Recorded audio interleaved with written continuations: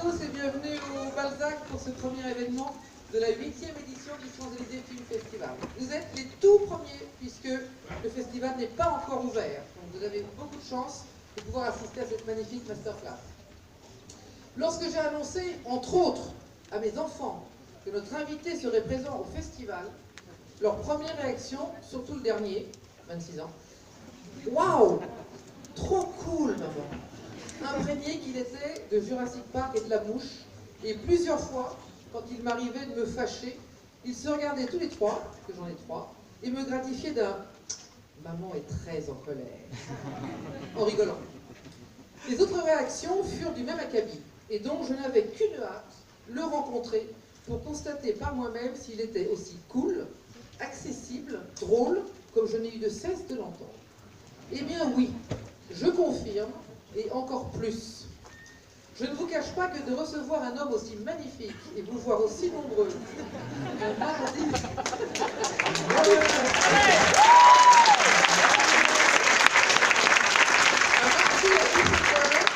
est un plaisir non dissimulé que je savoure à petite dose. Ne manquez pas demain soir le film en avant-première dans lequel il joue, de Rick Alberson qui sera d'ailleurs avec nous, de Mountain, une odyssée américaine qui sera à 20h30 au Publicis.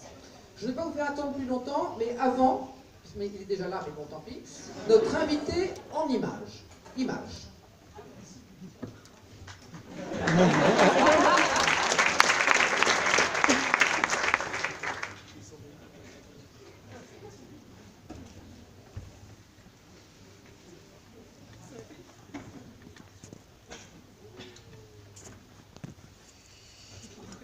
Focused, powerful force of nature, aren't you?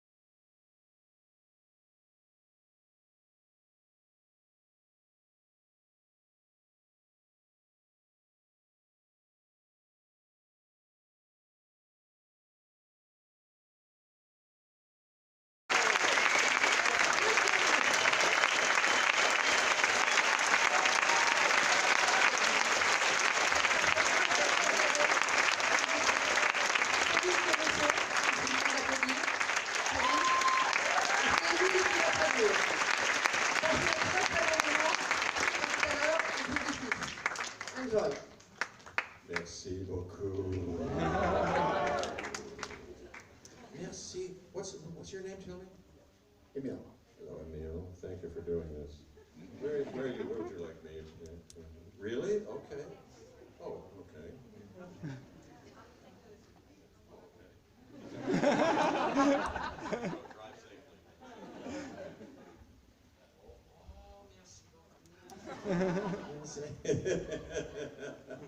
Thank you so much. You're so sweet. Thank you all for coming. Wow. And this is the first event of this festival. Il a même pas commencé. He hasn't started yet. So yeah. Jeez. How about that? And none of you have seen the movie The Mountain yet. Oh, isn't that something? Oh, I highly recommend it. It gets 10 Goldblums out of a possible 10 Goldblums. And Rick Alverson is here. Aren't you here, Rick?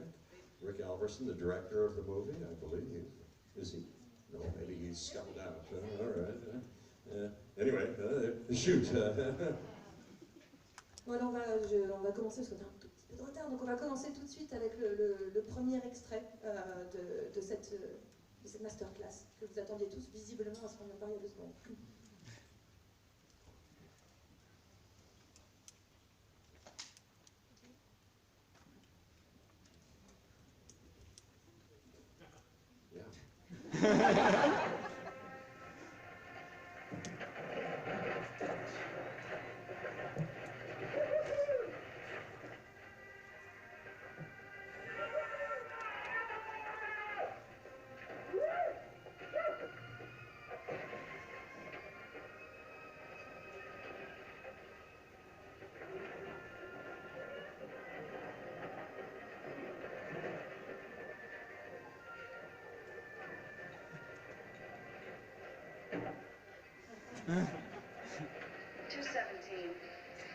Would you have these delivered, please, Larry?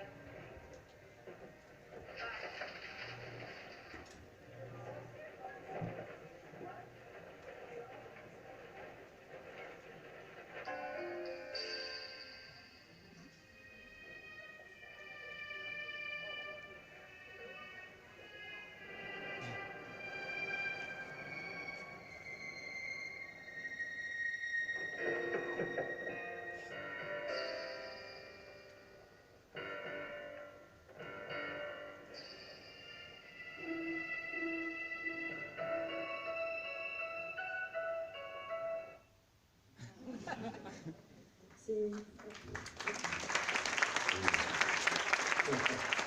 s'agit de votre premier rôle, vraiment, c'est dans L'injustice dans la vie de Michael Winner. J'aimerais bien revenir sur les débuts, évidemment, de votre carrière, même un petit peu, même encore plus tôt. C'est-à-dire, en fait, quand est-ce que vous avez su que vous vouliez faire ça, ce métier-là, acteur? About 10 years old.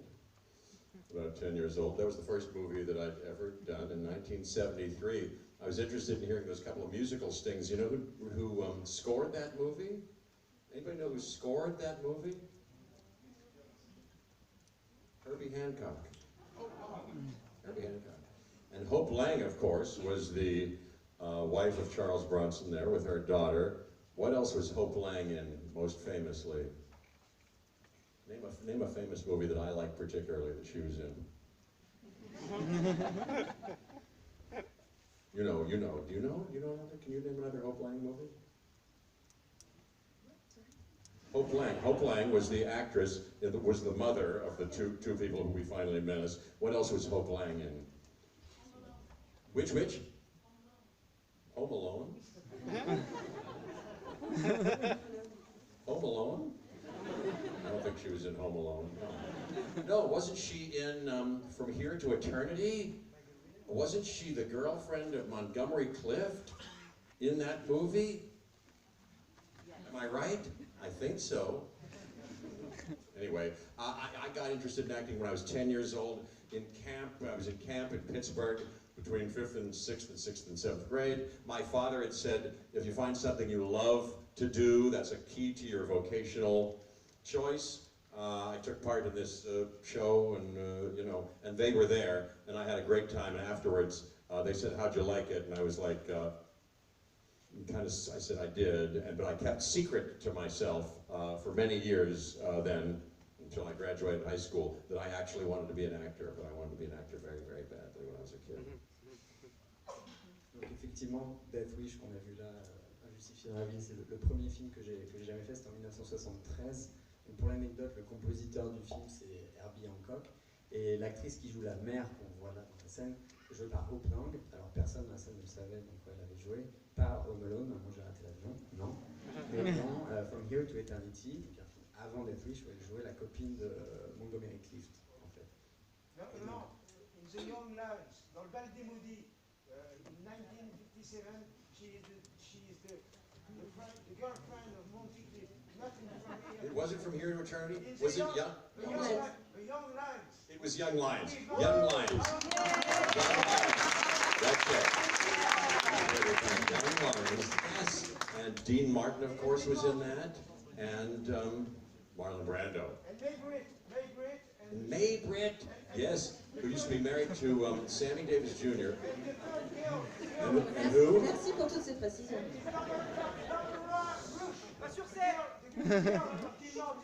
Maximilian Schell. The girl of Marlon Brando is May Britt, and the girl of Monty Clift is Zoe Blanche.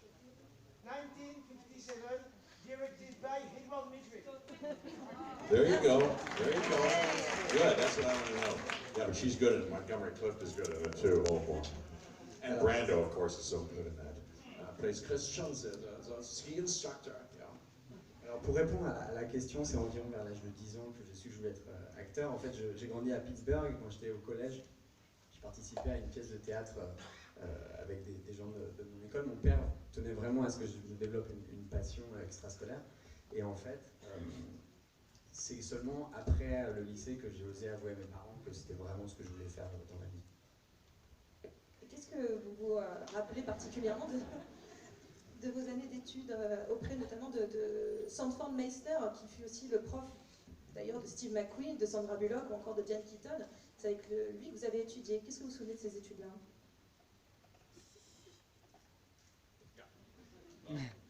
Sanford Meisner, are there, yeah, this is called a master class or some kind of class, or maybe you'll get something out of this, but are there actors, are there anybody who's studying acting, or who is an actor, or wants to be an actor? Really? Des acteurs dans la salle? Oh, that's so interesting. Are you familiar with Sanford Meisner? Is there Meisner classes here going on at all? Have you ever taken Meisner work? Hey, I know somebody who's teaching in Paris. Wait a minute. I taught for a couple of decades the Meisner technique, so-called, in order to kind of understand it more deeply. And one of my cohorts, somebody who was in the class and then who taught, a guy named Mark Pellegrino is teaching, excuse me, someplace in Paris. Mark Pellegrino. And his wife, Tracy Aziz, if you're interested in studying with somebody who's good. I like Mark Pellegrino a lot. He's a wonderful actor, and if he's teaching here, look up Mark Pellegrino. In any case, Sanford Meisner is a wonderful teacher, was a wonderful teacher. He was in the group theater, if you know anything about that, along with Stella Adler and Sanford Meisner and Harold Clurman. He developed, along with Adler and Strasberg, his own training method. I was exposed to all of them. I saw all of those people and Harold Clurman. I was lucky to get with Sandy Meisner. I think his was the clearest and best. It was a 2-year program. The cornerstone of which is an improvisation, which is sometimes described, misunderstood, and mistaught, but it forms the technology of the fundamentals of the beginning of pretending, living truthfully under imaginary circumstances, as he said, pretending good, in other words. And then the rest of the 2 years was, you know, forming the actor in some way. But he said, you know, he recalled to us Stanislavski's, one of his mantras, which was love the art in yourself, not yourself in art, which I do love. He also said, as part of this improvisation, I can't go into it too thoroughly, but he said, use what exists. Use what exists, meaning trust and make use of, be alert to, mindful of, and make use of what comes up in you, because that's what you make your parts out of, in response to and in collaboration with what's outside of you, which actually exists. And so it demands that you pay attention to the other people with whom you're acting and everything about the moment. So it delivers you to the moment and causes you to be receptive, and then elicits out of you something that's finally unique, hopefully, as you develop, if you've got talent, to you. Something like that. Something like that. Alors effectivement, j'ai été l'apprenti de Sanford Meisner, qui a été mon professeur. D'ailleurs, je connais un professeur qui était avec moi, parce que pendant une vingtaine d'années, j'ai enseigné la technique Meisner pour la comprendre de l'intérieur. Et il y avait un professeur qui maintenant enseigne à Paris qui s'appelle Marc Pellegrino. Peut-être que vous pouvez le retrouver, et sa femme Tracy Aziz. Mais vraiment, collaborer avec Stanford Meisner, c'était vraiment merveilleux. Il faisait du théâtre de groupe, notamment avec Stella Adler ou Lee Strasberg, que j'ai eu la chance de tous rencontrer. Et en fait, j'ai fait une formation très complète qui a duré 2 ans. Et la pierre angulaire de ce programme, c'était un atelier d'improvisation. Il nous a appris énormément de techniques qui sont assez méconnues ou mal comprises. Où en fait, ce qu'il nous apprenait, c'était de nous baser sur les circonstances. Vraiment, il nous parlait de notamment une phrase, il nous répétait une phrase de Stanislavski qui était de vraiment focaliser le travail sur l'art qui est en vous et non pas de vous projeter dans l'art. C'est ça vraiment ce qu'il faut faire. Utilise ce qui est en toi, c'est vraiment la base de ton rôle, et utilise aussi les événements et tous les éléments qui sont autour de toi. Et si tu es doué, si tu es attentif au moment présent, si tu es à l'écoute, c'est là que tu arriveras vraiment à sortir quelque chose d'unique et quelque chose de personnel. I should really be paying attention too, because my wife speaks French exclusively to the 2 kids. I have a 3.5-year-old and a 2-year-old boy, and she wants them to be bilingual, so there's plenty of English going on. She speaks exclusively French to them. Sometimes I feel a little left out because I speak un petit peu. I should be learning. God darn it, I should be learning. By the way, who does he look like? If he looks like a movie actor, who would he look like? Which one? I have an idea. Who do you En say? fait, la femme de Jeff ne parle que français à leurs enfants. Comme ça vous laisse du temps pour réfléchir à la deuxième question. Il parle que français à ses enfants, notamment un qui a 3 ans et demi, et parfois il ne comprend pas trop ce qui se passe, donc il se dit que c'est vraiment le temps qu'il apprenne. Il est à Paris, c'est l'occasion. I say... Question de Jeff au public. Jeff trouve que je ressemble à un acteur, donc il me demande de savoir. You have an idea? What's your idea?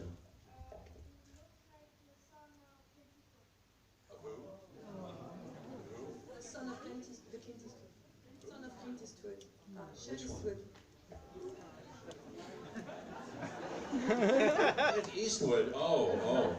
Well, good. You know, I know Kyle Eastwood. Kyle Eastwood plays the bass fiddle. I played with Kyle Eastwood a little bit, jazz. No, I think he looks like, and he could a little bit look like Kyle Eastwood. He looks like, to me, a young, handsome Tim Roth. Yeah. Tim Roth from Pulp Fiction, around Pulp Fiction, or Reservoir Dogs. And I like to play that game. What does she look like? Kate Blanchett, I was going to say, yes, Kate Blanchett. Yes, you do. Yes, you do. I love Kate Blanchett. I was in a couple movies with her. Not that we've had much to do, but I saw her act on Thor Ragnarok. I was there. And deeply, I think she's spectacular. And on, what else was I in? Life Aquatic with Steve Zissou. We crossed paths. I didn't have much to do with her there, but I just think she's spectacular. I know she is. Have you interviewed her or talked to her or met her? Yeah, but I wouldn't. Oh, she's so wonderful. I saw her on stage do Blanche Dubois in Streetcar Named Desire for you acting students. Do you know that play very well, Streetcar Named Desire? I saw her live do that, and boy, she was the best Blanche I'd ever seen in any movie. And then I think Woody Allen must have seen her in that and written Blue Jasmine going, hey, I don't want to do a remake of Streetcar Named Desire, but I'll do the same part essentially and put it in this movie, I'll bet. I don't know, but that's what I'm guessing. Alors, suggestion du public, Kyle Eastwood. Donc ici, Jeff nous rappelait que Kyle est aussi musicien comme lui, donc c'était très bien. Alors, la suggestion de Jeff, c'était Tim Roth, un jeune Tim Roth. Et puis pour Perrine, donc on a décidé que c'était plutôt Kate Blanchett. Alors Jeff était très impressionné d'avoir pu jouer dans des films avec Kate Blanchett. C'est vraiment une actrice impressionnante, notamment ils ont fait La vie aquatique de Wes Anderson. Et Jeff a eu la chance de la voir sur scène dans Un travail nommé Désir, jouer le rôle de Blanche Dubois. Et donc c'est une intuition, c'est pas du tout sûr, mais Woody Allen a probablement vu la pièce quand il a écrit Blue Jasmine, puisque le rôle que joue Kate Blanchett dans le film est très très inspiré de la pièce de Tennessee Williams. On va continuer avec non, de toute façon, on part vraiment comme on veut, parce que c'est Jeff qui décide. On va continuer avec un nouvel extrait. Yeah, it's free talk. Free talk is free jazz. Deuxième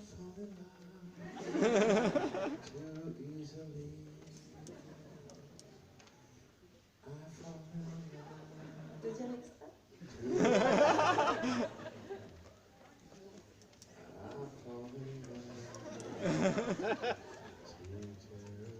Musique d'ascenseur. Je crois que c'est une chanson d'amour.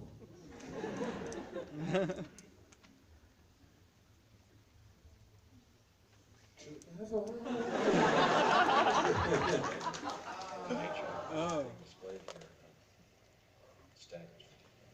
thank you, Dr. Malcolm, but I think things are a little bit different than you and I had feared. Yeah, I know, they're a lot worse. Now, wait a second now. We haven't even seen the final interview. Don't let him talk. There's no reason. I want to hear a review part. I really do. Yeah, don't you see the danger, John, inherent in what you're doing here? Genetic power is the most awesome force the planet's ever seen, but you wield it like a kid that's found his dad's gun. It's hardly appropriate to start forming generalizations. If I may, I'll tell you the problem with the scientific power that you're using here. It didn't require any discipline to attain it. You know, you read what others had done, and you took the next step. You didn't earn the knowledge for yourselves, so you don't take any responsibility for it. You stood on the shoulders of geniuses to accomplish something as fast as you could, and before you even knew you had, you patented it and packaged it and slapped it on a plastic lunchbox, and now you're selling it. You want to sell it. Well, I don't think you're giving us our due credit. Our scientists have done things which nobody's ever done before. yeah, but your scientists were so preoccupied with whether or not they could that they didn't stop to think if they should. Condors. Condors are on the verge of extinction. If I was to create a flock of condors on this island, you wouldn't have anything to say. Now, hold on. This isn't some species that was obliterated by deforestation or the building of a dam. Dinosaurs had their shot, and nature selected them for extinction. I simply don't understand this Luddite attitude, especially from a scientist. I mean, how can we stand in the light of discovery and not act? Oh, what's so great about discovery? It's a violent, penetrative act that scars what it explores, what you call discovery. I call the rape of the natural world.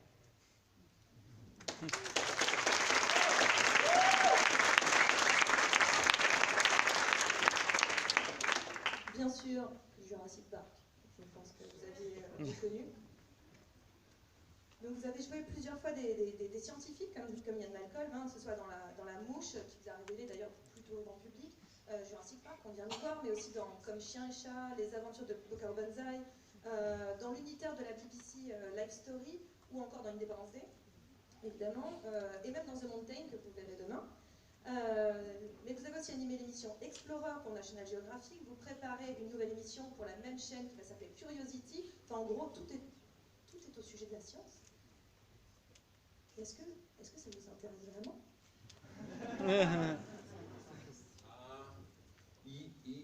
Yes, I am. My dad was a doctor, and he was a good doctor in that he liked to learn, he liked to continue learning and read things that were, new as he was practicing, and he was always happy to answer my curious questions at the dinner table, how's this?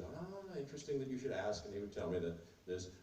But I was interested early on, as I said, in the arts and in piano and in drawing and and math and science didn't interest me much. But then I got these parts, and by playing a few of these parts, and doing my conscientious, diligent research, I've taken a little bit of a course here and there, not that I could do any science myself, but I've come to admire and esteem and be very interested and fascinated by scientists. I just recently did for another National Geographic show an interview with Neil deGrasse Tyson, who I admire. If I was going to expose my two little boys to any wisdom literature, it would be first, if it were my guidance, it would be first who we are, what we know about who we are, where we come from, and what surrounds us. So I'm interested in it. Yes, I am. I was just reading today. I'm reading that book *Sapiens* by Yuval Harari. Do you know that book? Yeah. He wrote 3 that I'm anxious to get through all three of them because I've been listening to them on YouTube and I know what they're about, but isn't that funny? I was so interested. This is so well written by, I was so privileged to be able to play that part, written by, you know, Michael Crichton, and some of those ideas, which are good ideas, interesting, important, relevant ideas. And I'm in this part of the book where Harari is talking about cultures and economies and imperial empires and how science kind of went hand in hand, sometimes misused, and you know, it's kind of right along these lines. And certainly animal cruelty he's talking about now, and how, you know, animals were used as machinery in the profit cycle that we're still in, you know, that was enlightening, inspiring to me. Not that I haven't heard something like that before, but the way he put it was particularly clear and inspiring. And I can tell you much about that picture, and of course Steven Spielberg, and you know, those actors and all that. Just after. Yeah, let me catch up. Sorry, this is not the translating way. I'm not being helpful. Alors, mon père était docteur et même quand il était en train de pratiquer, il continuait toujours à apprendre. Il adorait apprendre et il répondait avec énormément de bienveillance à toutes les questions curieuses que je pouvais avoir quand j'étais enfant pendant le dîner. Mais quand j'étais jeune, en fait, ce qui m'intéressait le plus, c'était vraiment le dessin, les arts, jouer du piano et pas vraiment la science. Et il se trouve que le hasard a fait que j'ai joué beaucoup de rôles de scientifique et j'ai fait beaucoup de recherches, j'ai même pris des cours et j'ai une estime vraiment très grande pour les scientifiques, notamment Neil deGrasse Tyson qui a beaucoup travaillé pour National, qui a eu beaucoup de documentaires sur National Geographic. Et en ce moment, j'essaie vraiment d'apprendre à mes enfants à s'intéresser à la biologie, à qui nous sommes et au monde qui nous entoure aussi. Et en ce moment, je suis en train de lire le premier tome des Sapiens, un livre qui est absolument fascinant et que j'ai hâte de finir. Alors, Jurassic Park, c'est avant tout un superbe scénario de Michael Crichton. Et la scène qu'on a vue, donc, c'est une scène très très intéressante où on a le personnage de Harry qui parle, en fait, c'est une discussion assez générale, mais il parle du lien entre l'économie et des limites et des dégâts que peut engendrer la science, notamment la cruauté envers les animaux et l'exploitation des animaux pour générer du profit. Et je trouve que cette scène est parfaitement claire et écrite d'une manière super intelligible. Et je pourrais encore parler pendant très longtemps de ce film et du travail de Spielberg. Et justement, Well, I was just thinking about more about that. The issue Yuval Harari talks about the need to cooperate globally around issues, around the most important issues in our near futures now, and in our near futures, which he says are nuclear war and climate change and technological disruption, AI and the like, which brings us a little bit to the mountain, what interested me in the mountain, and this book that informed some of the themes in the mountain for me, which was Kurt Anderson's Fantasyland, or How America Went Haywire, because the mountain is about how America can have some horrible ideas, and part of its identity has been and continues to be narcissism of a particularly grotesque kind, and a reaching for some fairy tale utopia, whether it be through athletics, in our movie Athletics, or snake oil, medicine, or kooky religion.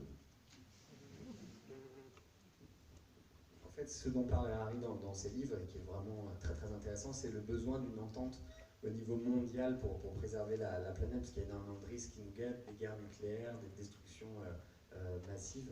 Et ça me fait penser d'ailleurs au film que je présente au festival, The Mountain, notamment une scène qui évoque l'idéologie de Kurt Andersen.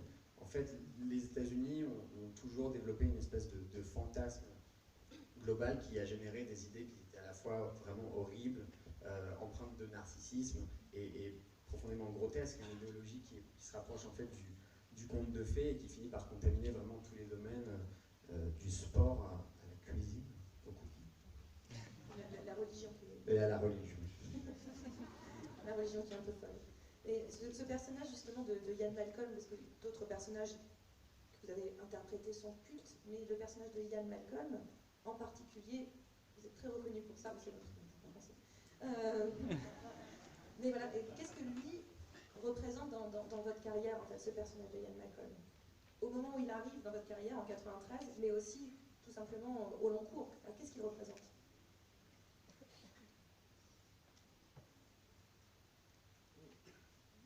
Well, it was people. A lot of people saw Jurassic Park. Some people. Let's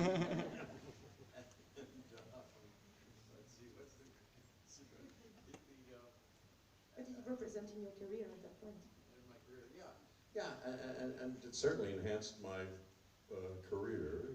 You know, and people know it. Gave me a chance to do other things, I'll bet, and even now. You know, afterglow of it is still interesting to people, and you know, it's part of the thing that has made me, you know, a little interesting to a wide audience. Let me see. But for me, you know, I'm not so careerist. I mean, I wanted to be an actor, and I wanted to get a chance to act. But it's always been a wild-hearted passion of mine, and more importantly than what it did for my so-called career, which, as we know, comes and goes, is fleeting one way or another, was the real-time creative nourishment of it. Steven Spielberg is spectacular, as everybody knows, and educational. He was just a delight, pleasurable, and inspiring to and enlarging to work with. That was great, and from that material continues to be interesting, like you can tell to me, you know, and I was involved with his last Jurassic World movie, and so I'm still chewing on and developing, you know, what that character might be thinking about, you know, which is interesting, I think. It's still relevant. C'est vrai que c'est un film que beaucoup de gens ont vu, alors c'est clair que ça a fait avancer ma carrière, ça m'a donné accès à d'autres rôles. C'est un film que les gens regardent encore aujourd'hui, qui a généré beaucoup d'intérêt et de curiosité, mais j'ai jamais eu de plan de carrière, vraiment c'est difficile pour moi de penser en termes de carrière, j'ai plutôt pensé en termes de passion. De toute façon, une carrière c'est quelque chose qui fluctue énormément. Ce que je retiens de ce film, c'est la collaboration extrêmement riche avec Spielberg. C'est quelqu'un qui est vraiment extrêmement créatif, extrêmement inspirant comme collaborateur. Et d'ailleurs, le sujet qu'il avait choisi pour le film continue d'inspirer. J'ai participé au dernier Jurassic World. Donc je continue de penser à essayer de prolonger le cheminement de pensée de mon personnage dans le film encore aujourd'hui. On va continuer avec un autre film, donc extrait numéro 3. Who speaks English? Does everybody speak English? No? Nobody speaks English, really. A little bit.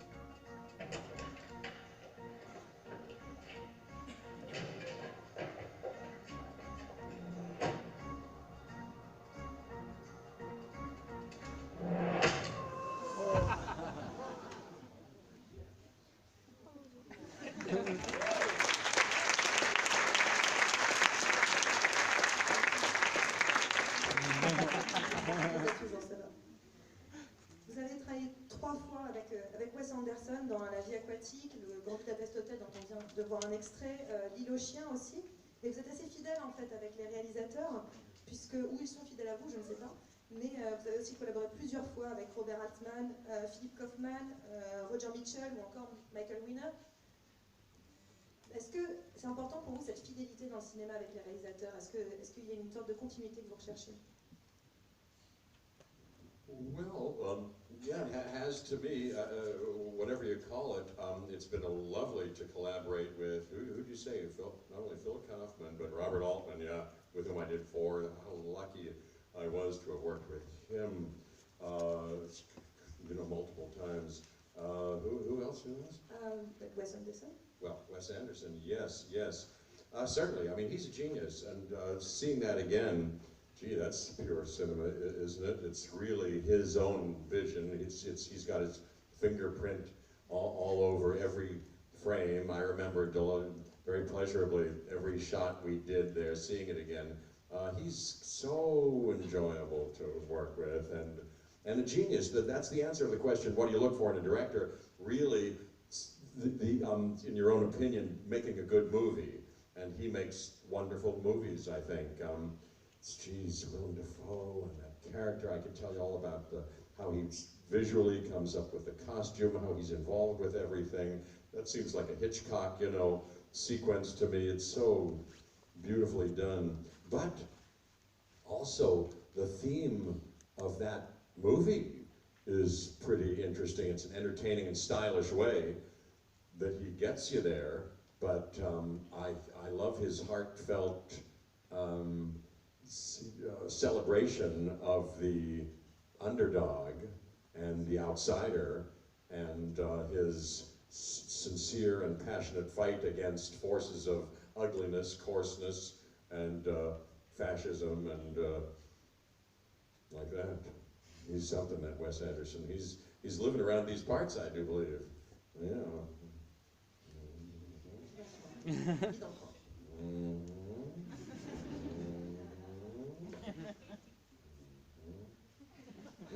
Alors, j'ai eu beaucoup de chance de collaborer effectivement à plusieurs reprises avec Robert Altman et Wes Anderson aussi, qui est vraiment un génie. Ce qu'on vient de voir, c'est vraiment pur cinéma, c'est unique. On voit sa patte à chaque plan.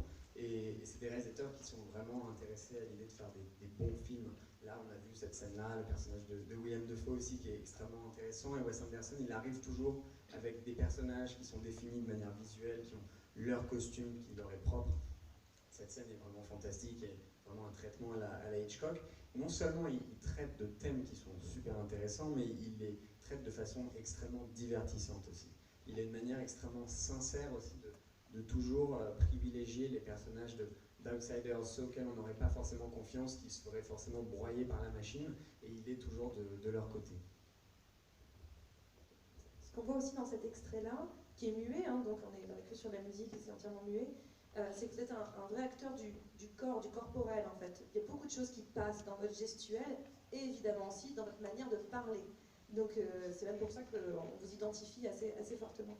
Et à quel moment vous avez développé ça, toute cette gestuelle, ce rythme dans la voix, j'ai envie de dire un peu quirky, on dirait en anglais, mais qui est désormais un atout en fait en réalité. Well, I don't know. Let's see. Well, well, I'm certainly not, as you know, who's in The Mountain, is Denis Lavon. Do you all know Denis Lavon? Talk about a special and a masterful and a physical and many other things, but certainly a physical actor. He's brilliant in The Mountain, I believe, and he's always brilliant. Jeez, what a wonderful actor he is. Sanford Meisner told us, not to copy anybody else. Did I tell you that already? He said, find your own way and voice. I certainly didn't affect,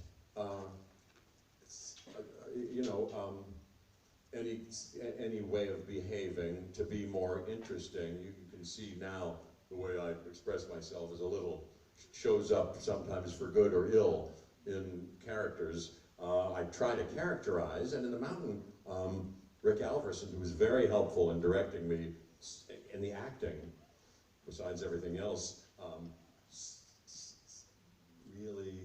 worked together on when the tone needed to be restrained, and I sometimes had more bushy-tailed, sometimes more Jeff-isms than the character required or was good for it. So I like to be directed, but I realized I was on the lookout because of Sanford Meisner for something that I could contribute.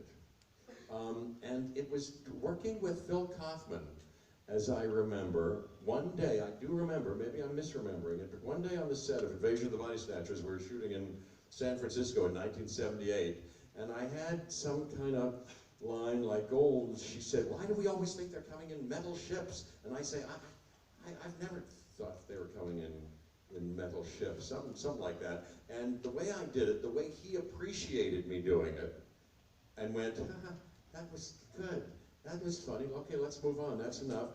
I remember on that day going, geez, okay, maybe I don't have to twist myself into something too aggressively. Maybe for some things, for some moments and some scenes, something that I could and should trust within myself is interesting enough, and just kind of go with that. You know what I mean? Something happened like that, as I remember it, and if it didn't, it happened, I was looking for that, and I'm still looking for it in other ways. More self-trustfulness and more using what exists, more full ways of using myself, you know. Something like that.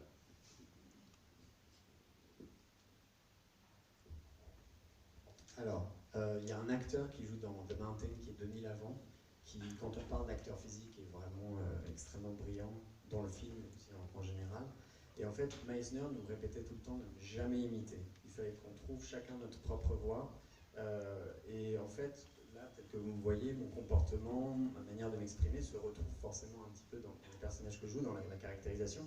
Et le réalisateur de The Mountain, Rick Alverson, était vraiment un excellent directeur d'acteur à ce titre-là, parce que, en fait, par moments, il me demandait d'être plus contenu, et à d'autres moments, il me disait de ramener un petit peu le Jeff que je suis. Et je pense aussi à une anecdote sur un tournage à San Francisco avec Philip Kaufman sur son film L'invasion des profanateurs de sépulture, où en fait, il m'a demandé à un moment, on discute, et il m'a dit pourquoi est-ce que les extraterrestres arrivent toujours par des vaisseaux en métal?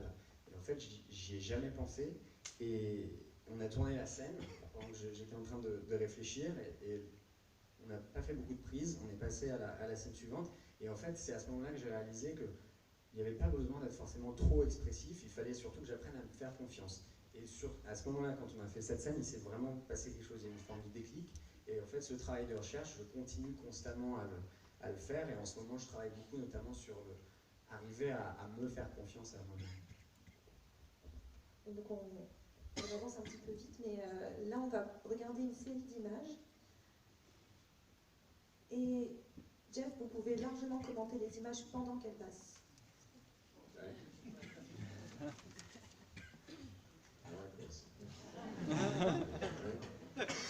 Champs-Élysées Film Festival.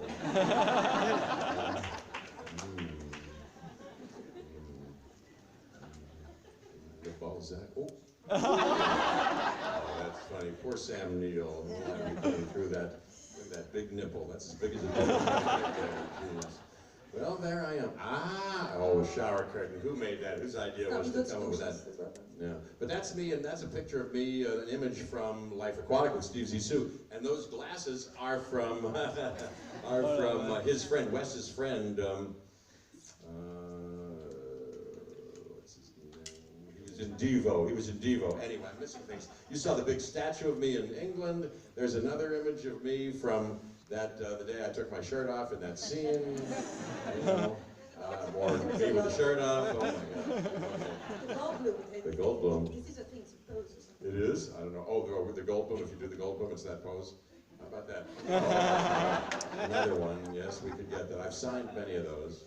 you have one, I'll sign it. Well, let's look. Oh, more disrobing. How about that?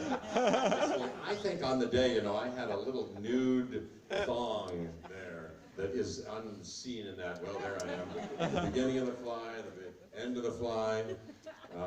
Brilliant, David Cronenberg. Bravo, David Cronenberg. Excellent, excellent.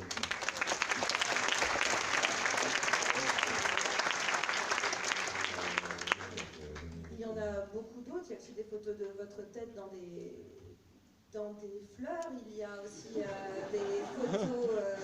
Non, on en a vraiment beaucoup. Hein. Mais et je sais. No, my head in flower pots? No. David Goldblum. Oh, yeah. I have seen a little bit. Yeah, in the middle of flowers. Yes. Et je sais que vous êtes très conscient en fait de cette image que vous avez sur Internet, cette popularité. Est-ce que c'est vrai que sur Instagram vous mettez hashtag Jeff Goldblum pour les trouver? Oh, sometimes I did for a while. I only got involved with Instagram a few years ago. You know, I was doing the second Independence Day, and Roland Emmerich had at that time, now it's what, like 3 years ago or something like that?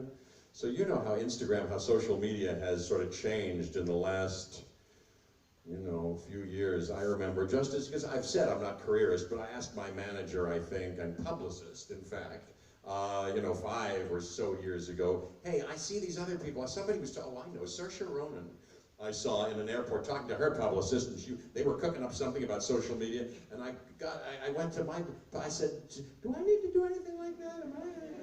He said, no, that really doesn't include you, and you know, you don't have to do anything, worry about that or anything. And then things have changed, whereas now my manager says, oh no, it's a good thing for all people in your you know, position to have some kind of presence. It's good what you're doing, you know, for yourself. It's, you know, maybe you'll get another job or this and that.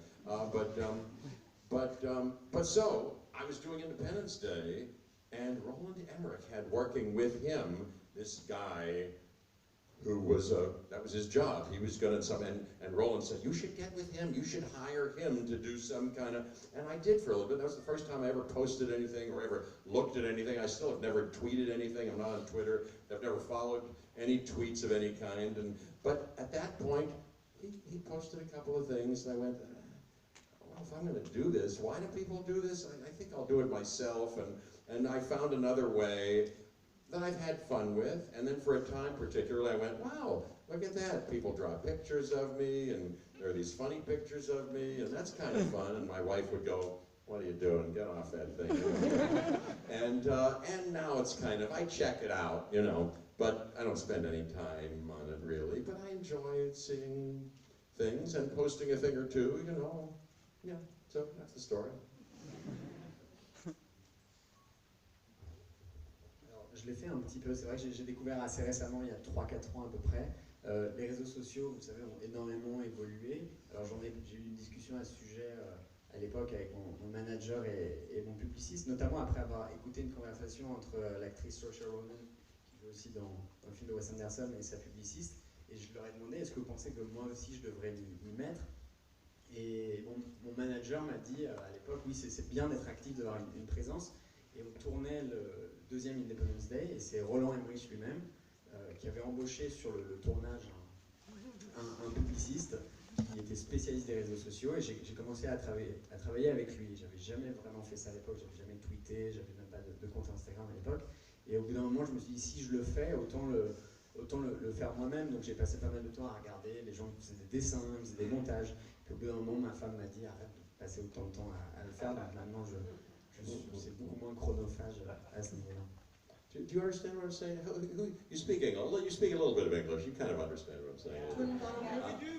Who's got the? But you've got one of those things. Hold up that thing. Look, he's got one of them there. That's one of them. There you go. Look at that. Look at that. Don't we want to let them ask questions yet? Oh, It's later. Yeah, we have more to do. What time is it? 6:10. How long do we have? 20 minutes left. Till 6:30? Yeah. So like one last extra, because we have to go forward and people have to ask questions as well. Another clip. Okay. I'm talking too much. I apologize. Non, il parle pas trop, ça va. Non. Non, je vais mettre un dernier extrait, et puis après, ce sera à votre tour de poser des questions rapidement comme moi, visiblement. More Jeff. There's not enough Jeff in this masterclass. Definitely.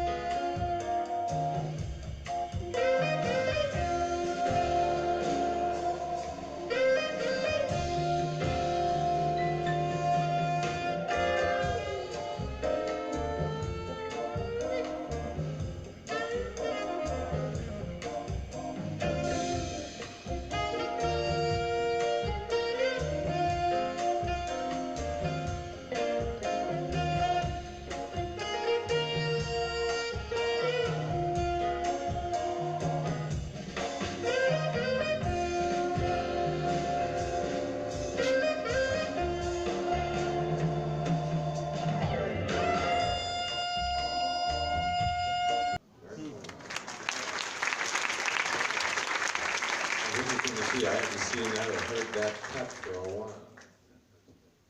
Et j'avais compris que si vous n'aviez pas fait acteur, vous auriez été musicien à plein temps, vous auriez été jazzman. Et finalement, vous faites les deux. Donc c'est plutôt une réussite. Vous venez de sortir d'ailleurs un premier album. Qu'est-ce que ça vous apporte en plus, le jazz, par rapport à l'actorat?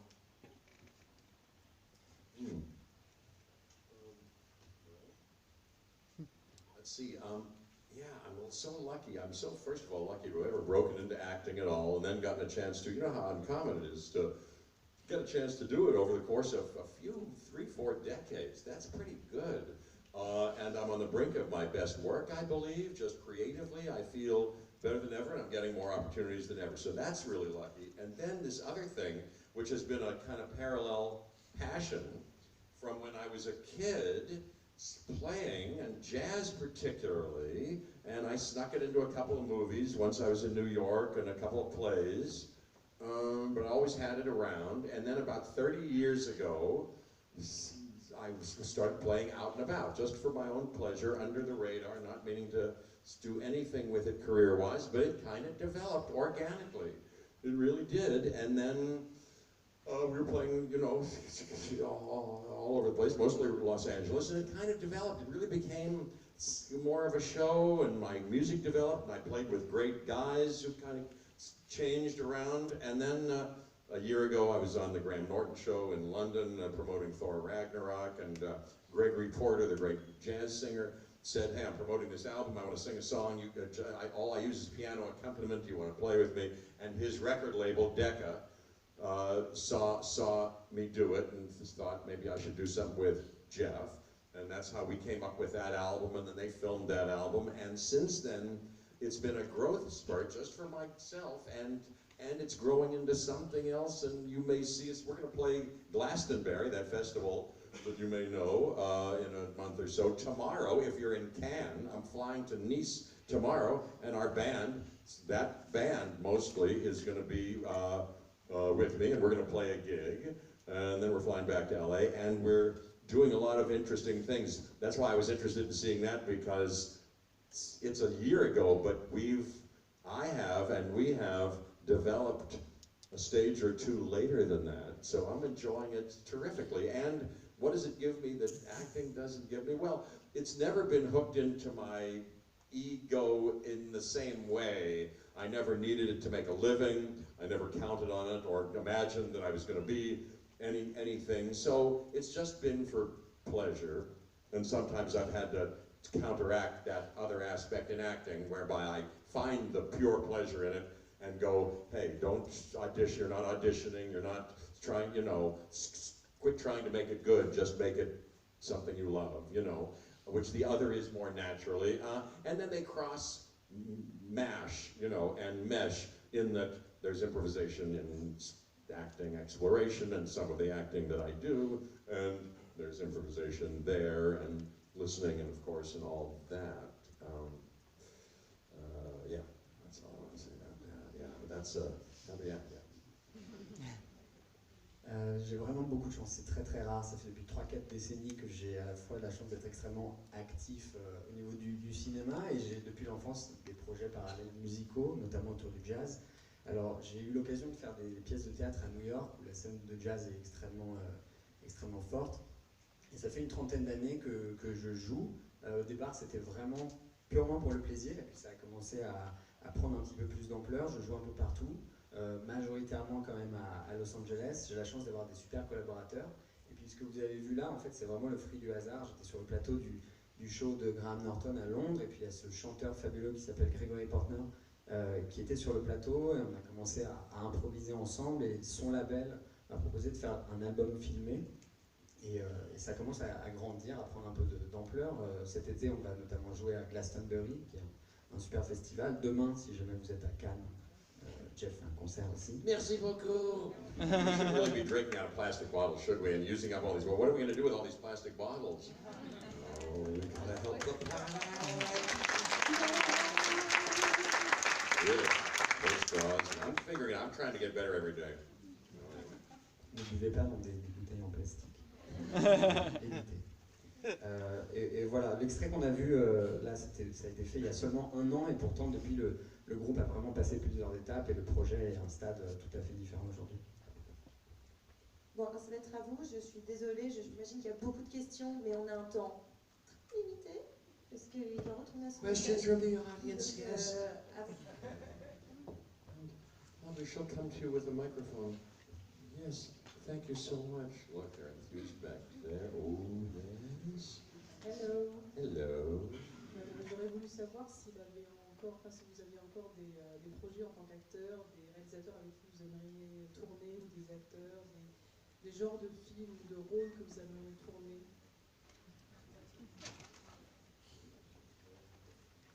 Any genres? Yes. Yes. Well, I have, well, you know, like some wise people say, in the matter of ambition and this and that, there's a counterbalance side to that, whereby you say, if nothing ever more than has already happened would happen, I'd be satisfied. There's something good about that. I kind of like that.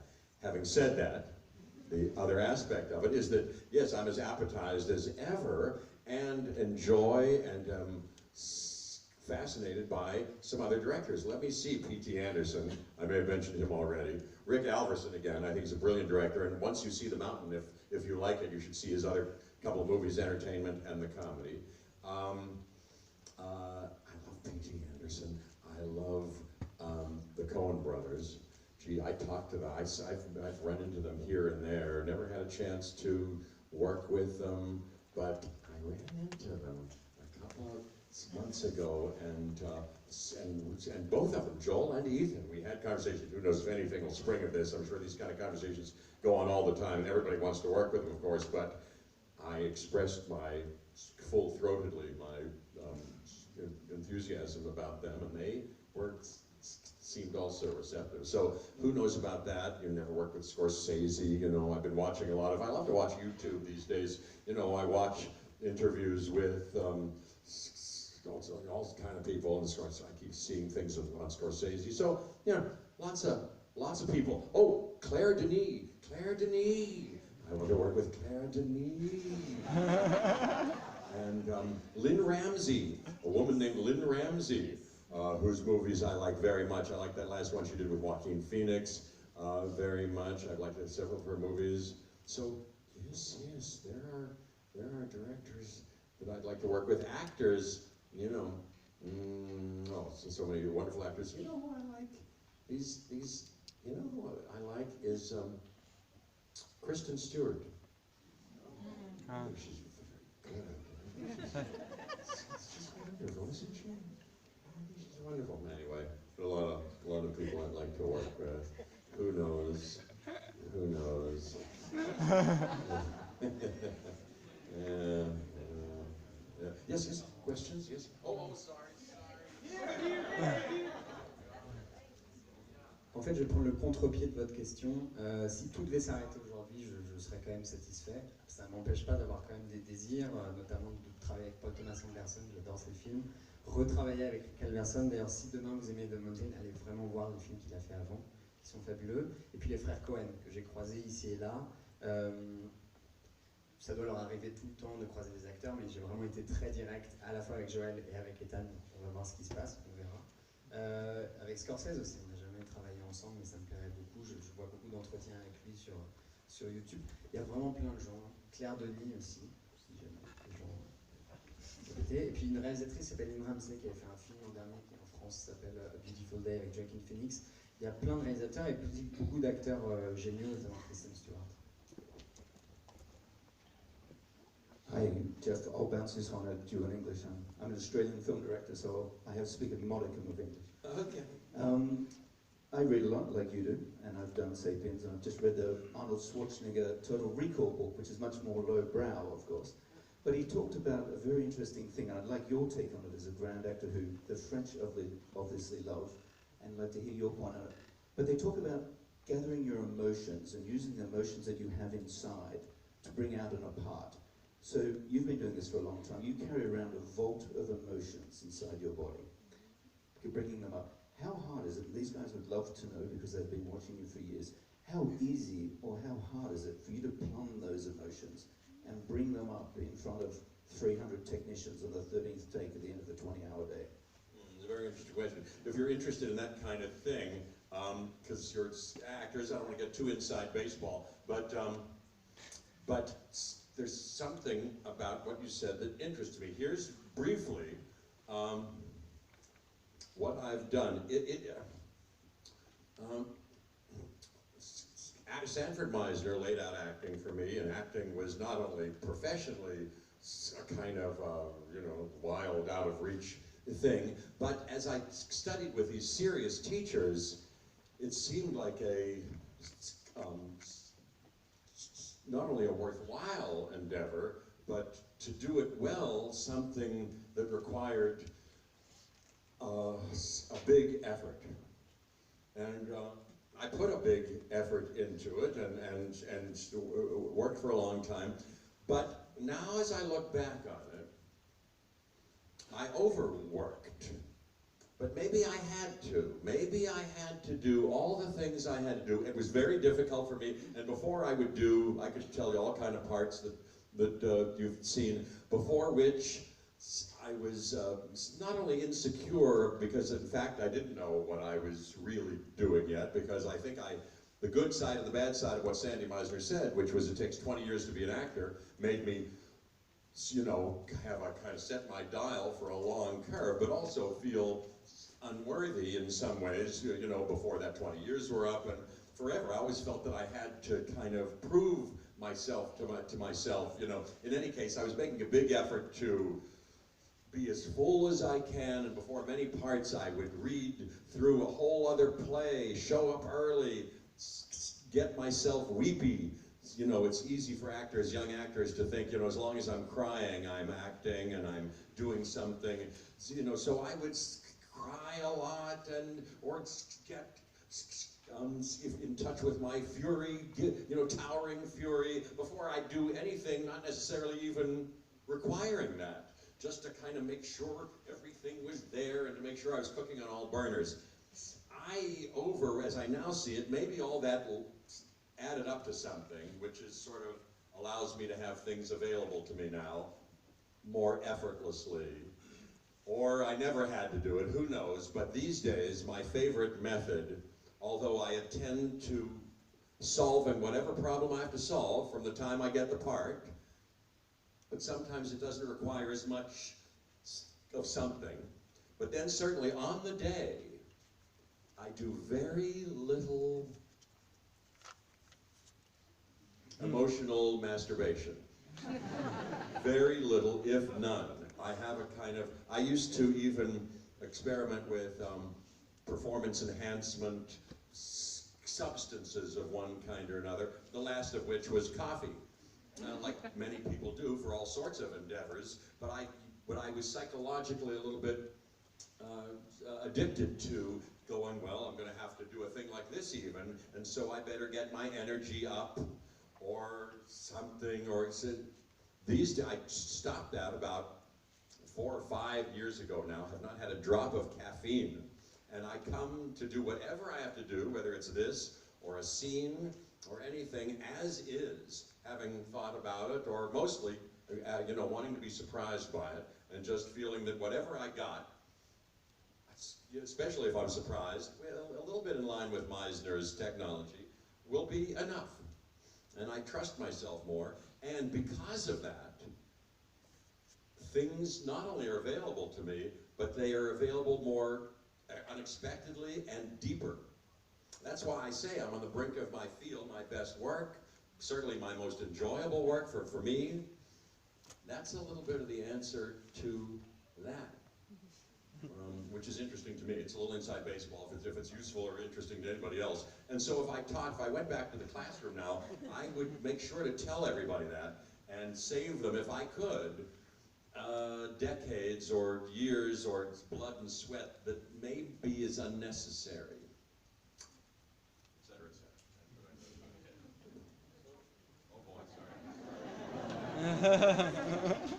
Alors je vais traduire la question. Donc en fait c'est une question du public qui disait comment est-ce que vous avez un spectre d'émotions, une palette de jeux qui est extrêmement vaste.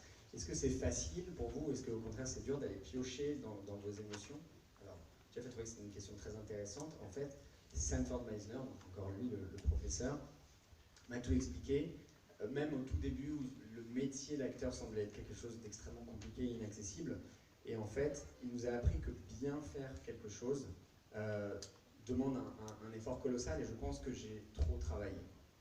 Peut-être plus que nécessaire, parce qu'au début, j'étais pas sûr de moi, et Meisner nous répétait que ça prend 20 ans de vraiment devenir un acteur accompli.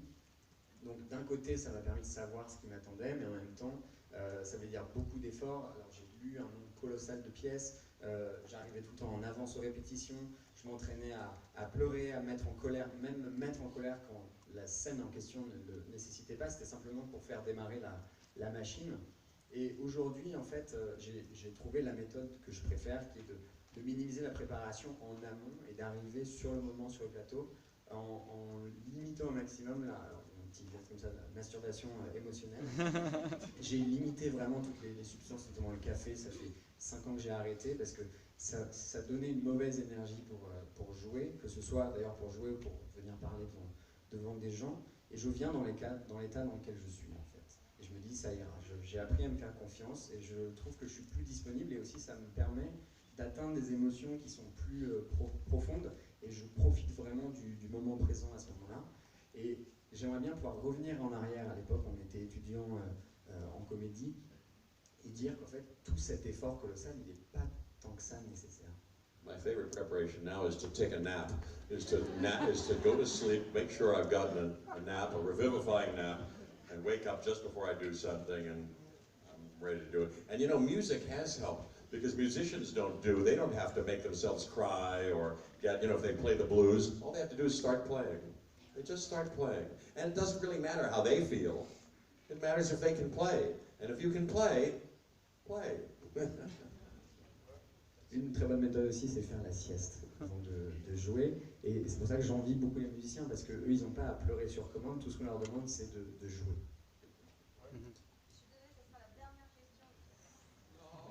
Désolé. Hi Jeff, just want to tell you one question and one thing. I was attending your gig in Paris last November.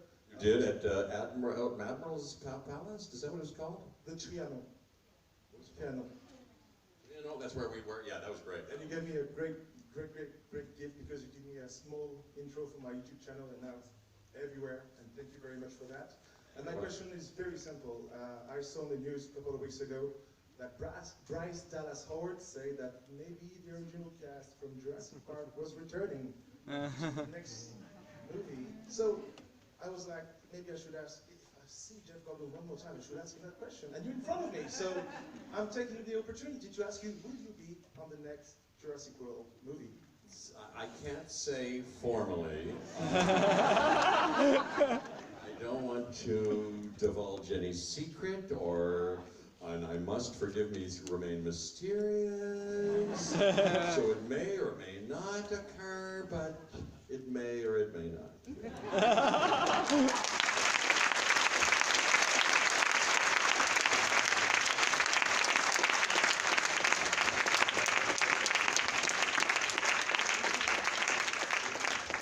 Alors la question c'était, en fait pareil, c'était récemment qui joue en Jurassic Park, a dit que le casting du premier Jurassic Park serait vraisemblablement dans le prochain Jurassic World.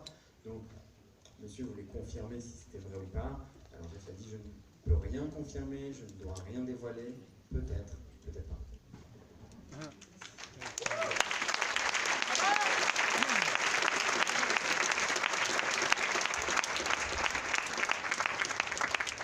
C'était la dernière question, désolée, je reprends le micro. Merci beaucoup à tous et surtout merci à Jeff.